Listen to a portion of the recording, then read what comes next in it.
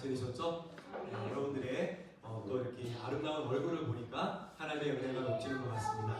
저는 오늘 마태복음 1장 18절부터 23절의 말씀을 가지고 임마누엘이라는 그러한 제목으로 하나님의 말씀을 함께 나누길 원합니다. 여러분 요새 어떠세요? 힘드시나요? 경제가 아직까지 회복되지 못하고 또 각자의 삶 가운데 힘든 일들이 참 많이 있을 것입니다. 그런데 사람이 가장 힘들 때가 언제인 줄 아시나요, 여러분? 사람들이 가장 힘들 때. 많은 사람들이요 이렇게 대답해요. 혼자라고 느낄 때가 가장 힘든 때이다라고 이렇게 많은 사람들이 이야기했다고 합니다. 주변에 아무리 사람이 많을지라도 나의 고통을 이해해주는 사람이 한 사람도 없다라고 느낄 때 그 사람은 좌절과 절망의 늪에 빠진다라고 많은 사람들이 그렇게 생각하고 있다고 합니다. 그렇지만 여러분들 반대로 아무리 힘든 상황일지라도 누군가 나와 함께 해줄 때, 누군가 나의 이 아픔을 이해해주는 사람이 한 사람이라도 있을 때 그 사람 가운데 희망이 솟아나게 되고 그 사람이 다시금 그 희망 가운데 새롭게 전진할 수 있는 그런 힘을 얻게 된다라고 하죠. 오늘 우리가 함께 살펴볼 이 마태복음 1장 18절부터 23절까지의 말씀은 바로 함께함에 대해서 말씀해주고 있습니다. 자, 인류 역사상 가장 위대한 함께함, 그것은 무엇이었을까요? 인류 역사상 가장 위대한 함께함. 여러분 무엇이라고 생각하나요? 인류 역사상 가장 위대한 함께함이라면 바로 오늘 이 말씀에 있는 임마누엘, 바로 이 뜻일 것입니다. 그래서 저는 오늘 이 임마누엘이라는 이 단어의 뜻을 통해서 하나님께서 우리와 어떻게 함께 해주시는지, 그리고 하나님께서 함께 해주실 때 우리의 삶 가운데 얼마나 희망이 생겨나며 그 희망으로 인해서 우리가 하나님을 의지하고 이 세상 가운데 예수 그리스도의 빛이 되어서 소금이 되어서 살아갈 수 있는지 오늘 이 말씀을 통해서 함께 살펴보고자 합니다.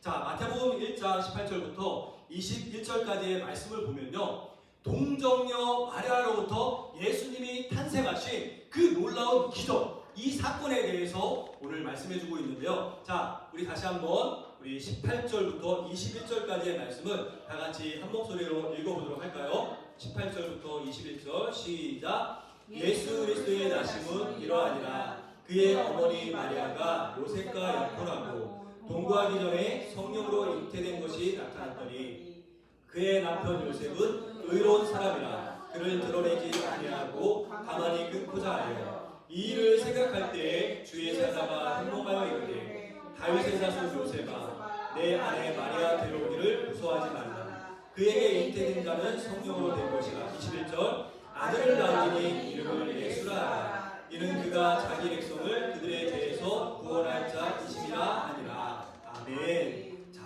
이 말씀 즉 18절부터 21절까지의 이 말씀은요, 임마누엘이라는 그 이름의 뜻을 이해하는데 두 가지 토대를 우리에게 제공하고 있습니다. 자, 그 두 가지 토대가 무엇이냐면 첫 번째로 예수 그리스도는 어떻게 잉태되신 분이다?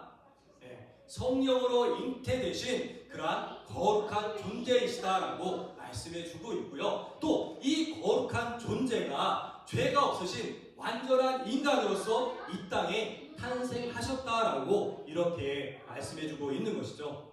자, 이것은 무슨 뜻이냐면 어떠한 인간의 노력이나 뜻이 아닌 하나님의 전지전능, 하나님의 능력으로서 예수님께서 이 땅에 태어나셨다라고 그렇게 말씀해주고 있는 것입니다.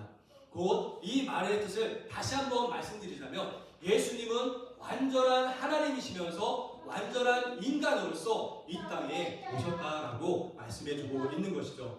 예수님은 그렇게 하나님이시기 때문에 그렇기 때문에 능력과 권세를 가지고 계시지만 동시에 인간으로 이 땅에 오셨기 때문에 저와 여러분들의 고통, 아픔, 슬픔과 기쁨, 이 모든 것을 공감하실 수 있는 그러한 하나님이시다라고 말씀해주고 있는 것입니다.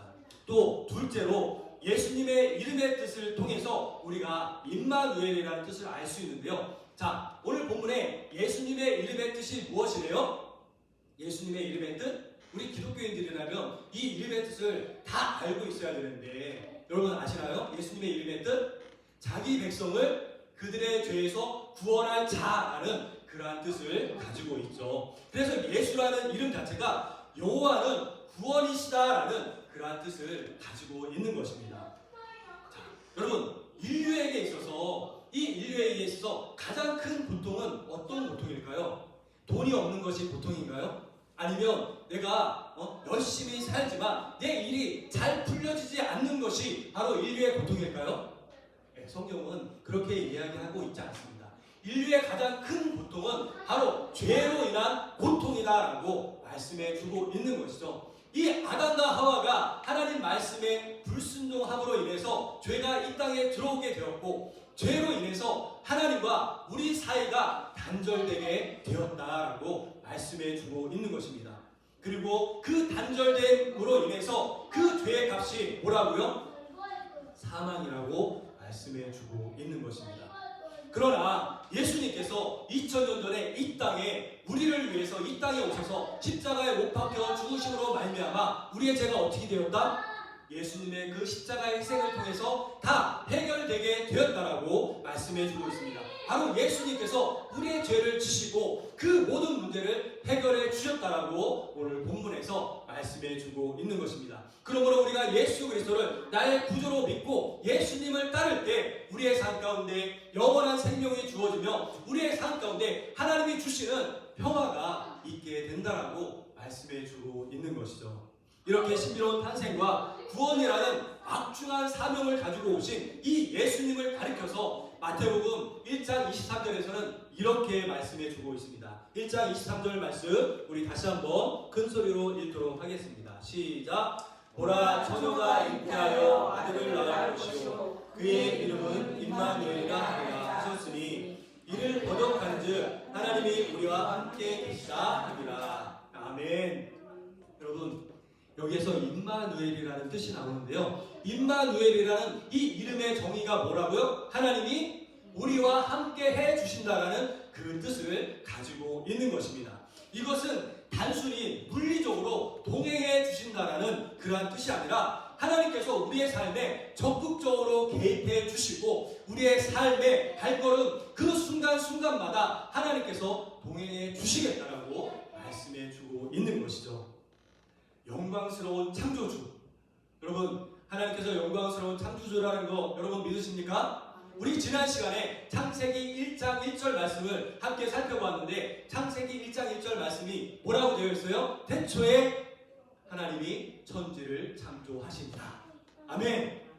하나님께서는 온 우주 만물을 만드신 영광스러운 창조주가 되신다라고 창세기 1장 1절에서 우리에게 말씀해 주고 있습니다. 그러한 영광스러운 창조주 하나님께서 스스로 이 땅에 내려오셔서 이 낮고 낮은 땅에 내려오셔서 우리와 함께 하시겠다라는 그 약속을 바로 임마누엘이라는 그 이름을 통해서 우리에게 약속해 주셨다는 것이죠. 여러분, 이것이 바로 임마누엘이라는 그 이름의 뜻의 가장 핵심적인 그러한 정의가 되는 것입니다. 그렇다면 이 임마누엘이라는 이 짧은 단어 안에는 또한 어떤 의미를 포함하고 있을까요? 그것은 하나님의 변치 않는 사랑과 언약의 신실하심을 우리에게 말씀해 주고 있습니다. 이 임마누엘이라는 것은 그냥 예수님이 태어나셔서 그때 그냥 생각나는 대로 임마누엘이라고 지은 것이 아니라 임마누엘이라는 이 이름의 뜻을 수세기 전부터 하나님께서는 예비하시고 이사야 선지자를 통해서 말씀을 주셔서 그 약속을 성취해 주신 것이 바로 이 임마누엘이라는 이름의 뜻이라는 거죠. 그래서 마태복음 1장 22절부터 23절은 이렇게 말씀해 주고 있습니다. 제가 22절부터 23절 말씀을 읽어보도록 하겠습니다. 이 모든 일이 된 것은 주께서 선지자로 하신 말씀을 이루려 하심이니 이르시되 보라, 처녀가 잉태하여 아들을 낳을 것이요 그의 이름은 임마누엘이라 하리라 하셨으니. 아멘. 자, 이 임마누엘이란 이 이름은 언제부터 주어졌다고요? 수세기 전부터 구약시대부터 하나님께서 이 땅에 그 죄 많은 영혼들을 구원하시기 위해서 이사야 선지자, 아니 많은 선지자들을 통해서 하나님께서 예언하신 그 메시아 그리스도가 바로 신약시대에 이 땅에 내려오셨다라고 말씀해 주고 있는 것입니다. 하나님은요, 한번 약속하신 것은 결코 변치 않으시고 지켜주시는 그러한 분이라는 것을 우리가 오늘 이 말씀을 통해서 알 수 있는 것이죠. 여러분, 사람은 마음이 어때요?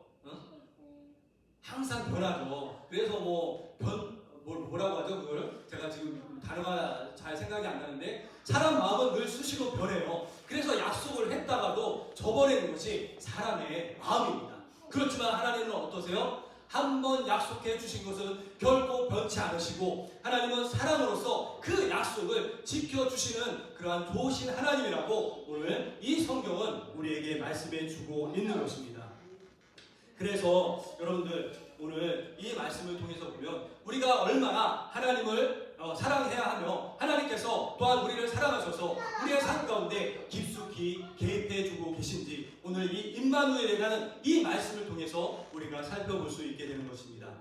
이 세상은 지금도 죄와 고난으로 인해서 유혹으로 가득 찬 험한 산과도 같은 것이 바로 이 세상 아니겠습니까? 그러나 예수님께서 뭐라고 말씀하셨어요? 이 임마누엘이라는 이 이름의 뜻을 통해서 내가 너와 함께 해주겠다라고 그렇게 약속해 주셨다는 것이죠.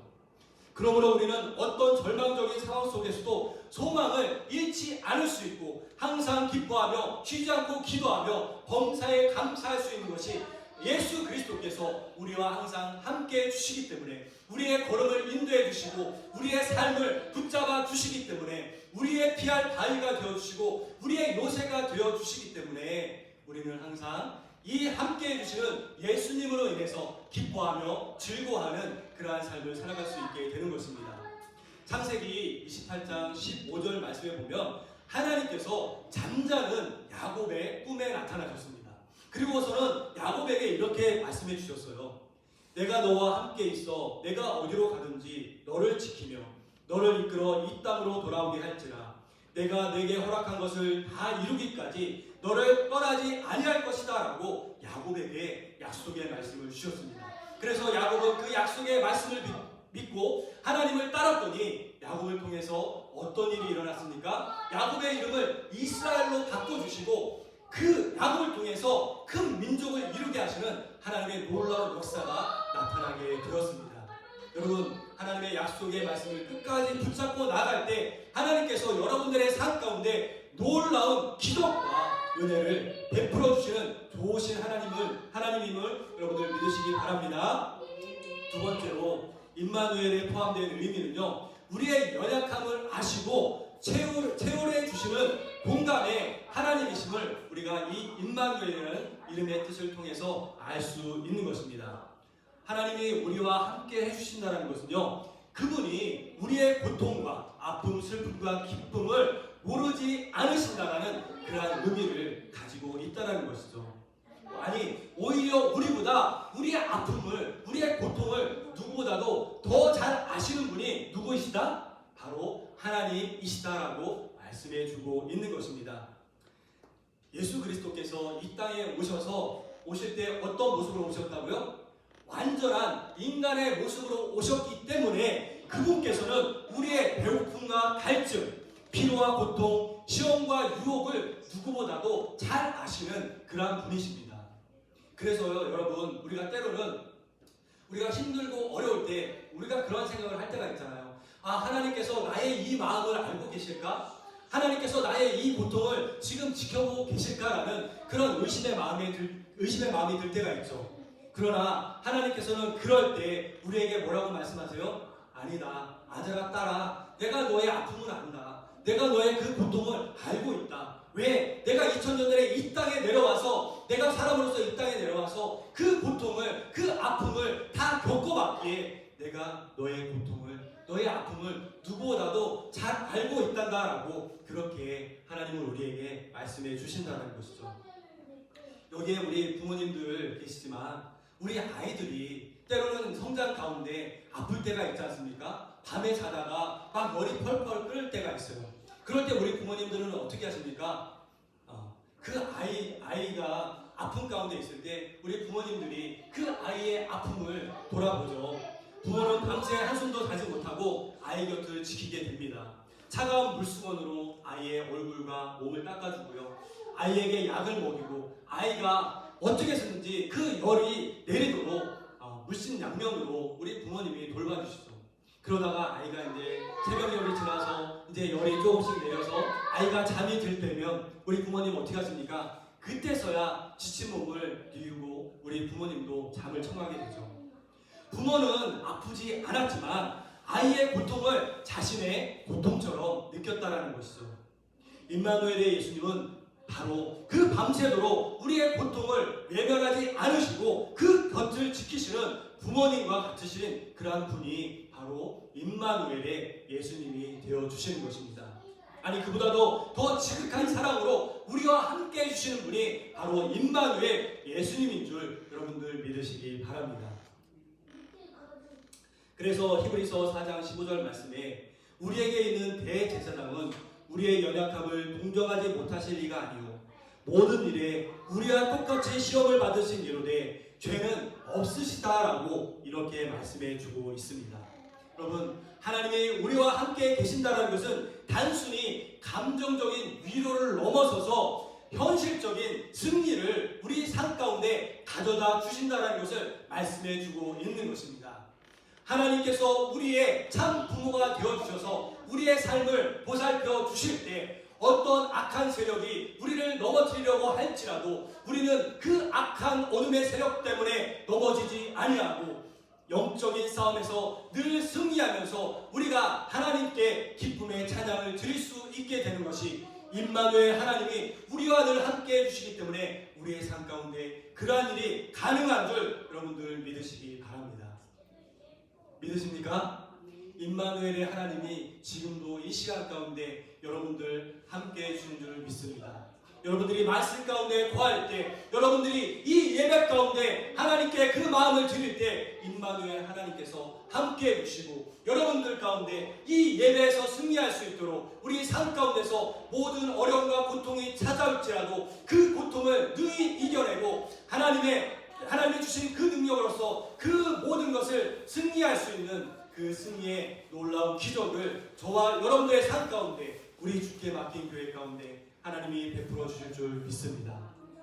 오늘도 임마누엘 되신 그 하나님을 의지하시고 그 하나님의 손을 붙잡고 한 걸음 한 걸음 저 어려운 세상을 향해서 나아갈 수 있는 그래서 늘 승리의 삶을 살아갈 수 있는 저와 여러분 우리 주께 맡긴 교회가 되어주시기를 주님의 이름으로 간절히 축원을 드립니다.